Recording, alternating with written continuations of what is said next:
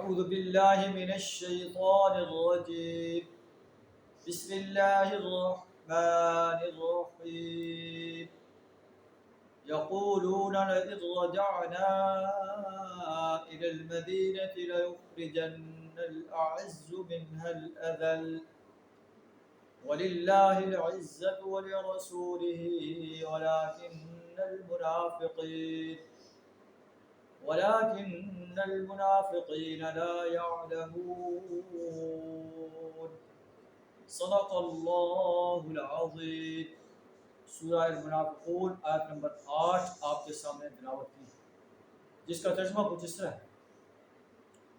یقولون، منافق کہتے ہیں لئن رجعنا الی المدینہ، اگر ہم مدینہ کی طرف لوٹ آئے، لَيُخْرِجَنَّ الْأَعِزُّ مِنْهَا الْأَذَلَّ، تو عزت والا ذلیل کو نکال دے گا.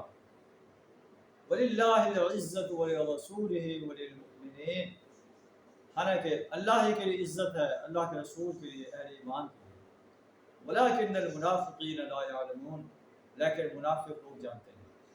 عبداللہ بن ابی نے کہا تھا کہ جب ہم مدینہ پہنچیں گے، ہمارا عزت والا یعنی ہم ذلیلوں کو، اہل ایمان کو کہا جائے، ان کو مدینہ سے نکال دیں گے.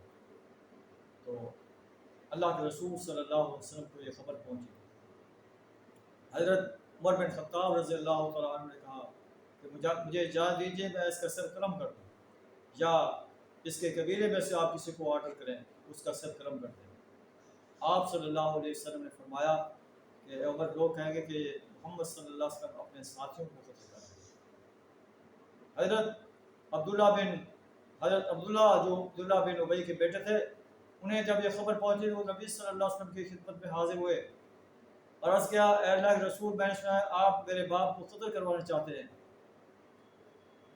میں یہ درخواست کرتا ہوں کہ اگر آپ کا فیصلہ ہے کہ میرا باپ قتل کر دیا جائے، آپ کسی اور کو کہنے کی بجائے مجھے حکم دے، میں اپنے باپ کا سر آپ کے سامنے پیش کر دوں گا. میں یہ نہیں چاہتا کہ میرے باپ کو کوئی اور قتل کرے اور وہ میرے سامنے چلتا پھرتا رہے. ہو سکتا ہے کہ میری غیرت جو ہے وہ اس انسان کو قتل کر دے اور میں ایک ناحق قتل کا مرتکب ہو جاؤں. میں خود جو ہے اپنے باپ کا سر آپ کے سامنے لا کر پیش کر دوں گا. لیکن نبی صلی اللہ علیہ وسلم نے ایسا کرنے سے انکار کیا. اس نے کہا کہ مدینہ پہنچ کر عزت والا ذلیل کو باہر نکال دے گا. تو عبداللہ بن ابی کا بیٹا عبداللہ مدینہ کے دروازے پر کھڑے ہو گیا اور کہا کہ تم مدینہ میں داخل نہیں ہو سکتے، تم نے یہ الفاظ کہیں، اللہ کا رسول اور اہل ایمان جو ہیں عزت والے ہیں، تم مدینہ میں داخل نہیں ہو سکتے جب تک اللہ کے رسول صلی اللہ علیہ وسلم آپ کو اجازت نہیں دیتے. آخر کار اس نے اللہ کے رسول صلی اللہ علیہ وسلم سے درخواست کی، آپ نے اجازت دی. یہ ہے منظر اہل ایمان کا کہ چاہے ان کا باپ ہے، چاہے بیٹا ہے، چاہے بھائی ہے، وہ اگر کفر کی حالت میں ہے تو ان سے محبت نہیں کرتے، ان کے سر قلم کرنے کے لیے تیار ہیں.